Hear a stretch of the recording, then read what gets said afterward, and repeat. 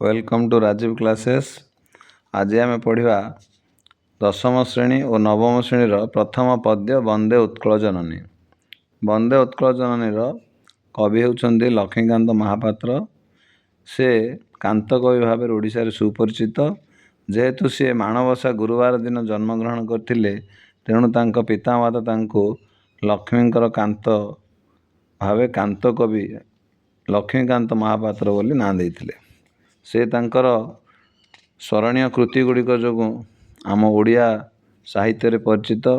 तांकर कृति गुड़िक है कणामाम उपन्यास, जीवन संगीत संगीत गुच्छ, देही पद पल्लव मुदारम गल्प संकलन, चंद्र चटक चंद्रहास चंपू शरीर माध्यम प्रबंध संकलन, बुढ़ा संखारी तांकर गल्प संकलन और सबुथुरु वंचित करी कविता संकलन ओडिशार जनमानस बेस परिचित। 1937 मसीह प्रकाशित डगर पत्रिकार से थिले प्रतिष्ठाता संपादक। जातीयतावादी चेतना और देशात्मबोध भावनार एक मनोज्ञ कृति तांकर रचित वंदे उत्कल जननी। एही गीतटी ओडिशा सरकार द्वारा 2020 मसीह राज्य संगीतर मान्यता लाभ करिछि।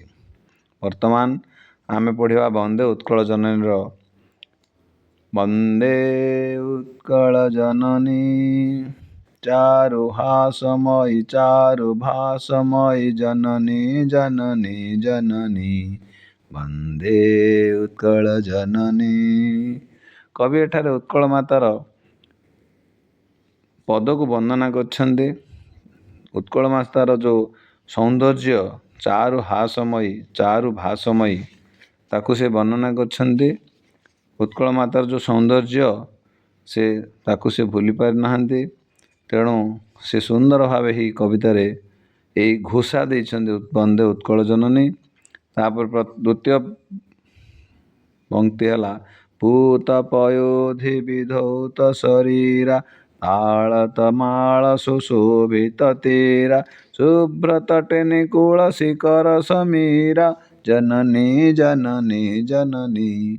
केते सुंदर कविता देखंतु। पूत पयोधि, पूत माने पवित्र, पयोधि अर्थ समुद्र, विधौत अर्थ धोई दूची कागो ना उड़िया मार शरीर को। किए धोई दूची ना पवित्र जलराशि समुद्रर मार पाद को धोई दूची। ताल तमाल सुशोभित तीरा, ताल तमाल गछरे ताल तमाल सुशोभित तीरा शुभ्र तटे निकूल शिखर समीरा जननी जननी जननी। ताल गछ तमाल गछरे उत्कल जननीर समुद्र कूल सुशोभित हो जाइछि। शुभ्र तटिनी कूल, शुभ्र माने पवित्र सुंदर, तटिनी नदी गुड़ाक पवित्र नदी गुड़ाकर कूल जो समीर मंद समीर बहुछि से जलकणा मान आसी आमको आनंद दौछि। से भलिया माता होचंदी आमर ओडिशा माता। तेणु से बारंबार कवि एठारे उत्कल माता को वंदना करी जननी जननी जननी कहिछन्ति। घन घन वन भूमि राजित अंगे नीलभूधर माला साजे तरंगे कल कल मुखरित चारु विहंगे जननी जननी जननी। घन अर्थात घंच घंच वनभूमि उत्कल मातार अंग को राजित कर देछि। राजित माने सौंदर्यपूर्ण कर देछि। नील भूधर माला साजे तरंगे, नील नील भूधर अर्थ पर्वत, पर्वत माला अर्थात नील नील पर्वत गुड़िक एठारे तरंग जमी समुद्रर तरंग पानीर तरंग भलिया उत्कल भूमिर माटी तरंगायित होउथार से वर्णना करछन्ति। कल कल मुखरित चारु विहंगे, कल कल होई मुखरित होउछि चारु विहंगे। चारु अर्थ सौंदर्य, विहंग मानकर जो सौंदर्य, विहंग अर्थ पक्षी, पक्षी माने जो कल कल रब करନ୍ତି एठारे यह उत्कल मातार सुशोभित शोभा को वर्धित कर दउछि। तेणु बारंबार जननी जननी जननी बोली संबोधन करछन्ति एठारे कवि। सुंदर शाली सुशोभित क्षेत्र ज्ञान विज्ञान प्रदर्शित नेत्र जोगी ऋषि गण उठस पवित्र जननी जननी जननी। ମା ଜନନୀଙ୍କର ସୁନ୍ଦର ଶାଳୀ ଅର୍ଥ ଶାଳୀ ତାଲବ୍ୟସ ଳରେ ହର୍ଷଇକାର ଅର୍ଥ ଧାନ କ୍ଷେତ। ସୁନ୍ଦର ଧାନ କ୍ଷେତ୍ରରେ ମୋ ମାର ଶରୀରଟି ସୌନ୍ଦର୍ଯ୍ୟମୟ ହୋଇଯାଉଛି, ସୁଶୋଭିତ ହୋଇଯାଉଛି। ଆମର ଓଡ଼ିଶାର ଯେଉଁ ଜ୍ଞାନ ବିଜ୍ଞାନ ରହିଛି ସେଇ ଜ୍ଞାନ ବିଜ୍ଞାନ ବିଶ୍ୱର ସବୁଆଡ଼େ ପ୍ରଦର୍ଶିତ ହୋଇ ନିଶ୍ଚିତ ଭାବେ ଆମକୁ ପ୍ରଶଂସାର ପାତ୍ର କରେଇଛି। ଏମିତିକି ଯୋଗୀ ଋଷିଗଣ ଉଟଜ ପବିତ୍ରା, ଯେଉଁ ଯୋଗୀ ଋଷିଗଣ ଆମ ଓଡ଼ିଶା ମାଟିରେ ଅଛନ୍ତି ସେମାନେ ଆମର ଗୌରବ। ସେଇଭଳିଆ ମାଟି ଆମର ଉତ୍କଳ ଜନନୀ। ସୁନ୍ଦର ମନ୍ଦିର ମଣ୍ଡିତ ଦେଶା ଚାରୁ କଳାବଳି ଶୋଭିତ ବେଶା ପୁଣ୍ୟ ତୀର୍ଥ ଚୟ ପୂର୍ଣ୍ଣ ପ୍ରଦେଶା ଜନନୀ ଜନନୀ ଜନନୀ।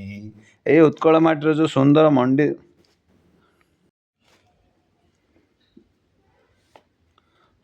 ମନ୍ଦିର ମଣ୍ଡିତ ଦେଶ, ଆମ ରାଜ୍ୟ ସୁନ୍ଦର ମନ୍ଦିରରେ ମଣ୍ଡିତ ହୋଇ ରହିଛି, ବହୁତ ସୁନ୍ଦର ଦିଶୁଛି। ଚାରୁ କଳାବଳି ଶୋଭିତ ଦେଶା, ଆମର ଯେଉଁ କଳା ସଂସ୍କୃତି ଅଛି ତାକୁ ଆମର ଓଡ଼ିଶା ମାଟିକୁ ସେ ସୁନ୍ଦର କରିଦେଇଛି। ପୁଣ୍ୟ ତୀର୍ଥଚୟ ପୂର୍ଣ୍ଣ ପ୍ରଦେଶା, ଯେଉଁ ପୁଣ୍ୟ ତୀର୍ଥ ସବୁ ଆମ ରାଜ୍ୟରେ ଅଛି ସେସବୁ ଗୁଡ଼ାକ ବିଭିନ୍ନ ଦେଶ ବିଦେଶରେ ତାକୁ ପ୍ରଚାରିତ କରି ଆମ ଜନନୀ ସୁଶୋଭିତ ହୋଇଛି। ତେଣୁ କବି ଏଠାରେ ଜନନୀଙ୍କୁ ବାରମ୍ବାର ସମ୍ବୋଧନ କରିଛନ୍ତି। ଉତ୍କଳ ସୁରବର ଦର୍ପିତ ଗେହା ଅରିକୁଳ ଶୋଣିତ ଚର୍ଚ୍ଚିତ ଦେହା ବିଶ୍ୱଭୂମଣ୍ଡଳ କୃତବର ସ୍ନେହା ଜନନୀ ଜନନୀ ଜନନୀ। ଉତ୍କଳର ସୁରବର ଅର୍ଥ ଏଠାରେ ହେଉଛନ୍ତି ଯେଉଁ ସୁର ବୀର, ଶ୍ରେଷ୍ଠ ବୀରମାନେ ଥିଲେ ସେମାନଙ୍କ ପାଇଁ ଆମ ରାଜ୍ୟ ଆଜି ଦର୍ପିତ ଗର୍ବିତ। ଅରିକୁଳ ଶୋଣିତ, ଅରିକୁଳ ଅରି ଅର୍ଥ ଶତ୍ରୁ, ଶତ୍ରୁକୂଳ ଶତ୍ରୁବଂଶ ଏଠାରେ ରକ୍ତ ରଞ୍ଜିତ ହୋଇଯାଇଛନ୍ତି। ସେଇଭଳି ଦେଶ ମୋର ଉତ୍କଳ ମାଟି। ବିଶ୍ୱଭୂମଣ୍ଡଳ କୃତବର ସ୍ନେହା, ବିଶ୍ୱଭୂମଣ୍ଡଳରେ ମୋ ରାଜ୍ୟ ଚାରିଆଡ଼େ ଚର୍ଚ୍ଚିତ, ସେଇଭଳିଆ ମୋର ଜନନୀ। କବିକୁଳ ମୌଳି ସୁନନ୍ଦନ ବନ୍ଦ୍ୟା ଭୁବନ ବିଘୋଷିତ କୀର୍ତ୍ତି ଅନିନ୍ଦ୍ୟା ଧନ୍ୟ ପୁଣ୍ୟେ ଚିରଶରଣ୍ୟେ ଜନନୀ ଜନନୀ ଜନନୀ। ମୋ ମାଟି ବନ୍ଦ୍ୟା, ଏଟାକୁ ବନ୍ଦନା କରିବା ନିହାତି ଆମକୁ ଦରକାର। ସେଭଳିଆ ମାଟି ମୋର। କବିକୁଳ ମୌଳି, ଆର ଯେଉଁ କବିମାନେ ଅଛନ୍ତି କବିକୁଳ ଏଠାରେ ସୁନନ୍ଦନ ହୋଇଛନ୍ତି, ସେମାନଙ୍କୁ ବନ୍ଦନା କରିବା ଯୋଗ୍ୟ। ସେଇଭଳିଆ କବି ସେମାନେ। ଭୁବନ ବିଘୋଷିତ କୀର୍ତ୍ତି ଅନିନ୍ଦ୍ୟା, ସେମାନେ ଭୁବନରେ ପୃଥିବୀର ବିଭିନ୍ନ ଜାଗାରେ ବିଭିନ୍ନ ପ୍ରାନ୍ତରେ ବିଭିନ୍ନ ପରିବାରରେ ସେମାନେ ଆଲୋଚ୍ୟ।